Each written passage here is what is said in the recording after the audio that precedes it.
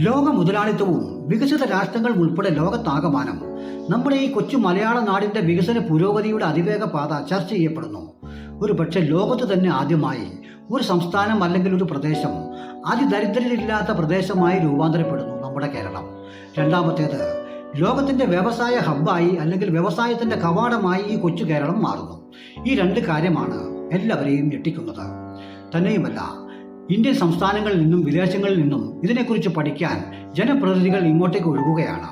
ഇത് നമ്മുടെ രാജ്യം ഭരിക്കുന്ന കേന്ദ്ര ഗവൺമെന്റിനെയും അവരുടെ ഇപ്പോഴത്തെ പങ്കാളിയായ അമേരിക്കയെയും തെല്ലൊന്നുമല്ല ആശങ്കപ്പെടുത്തുന്നത്. കാരണം ഇതൊരു ഇടതുപക്ഷ ബദലാണ്.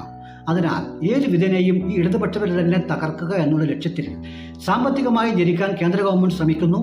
നാസയെ ഉൾപ്പെടുത്തി വ്യത്യസ്തമായ നുണപ്രചരണങ്ങളും വാർത്തകളും ചിത്രങ്ങളും കൊണ്ട് മലയാള ജനതയെ ഭിന്നിപ്പിക്കാൻ ശ്രമിക്കുന്നു. ഇതിൽ നമ്മൾ പെട്ടുപോകരുത്, വഞ്ചിതരാകരുത് എന്നാണ് എൻ്റെ പക്ഷം.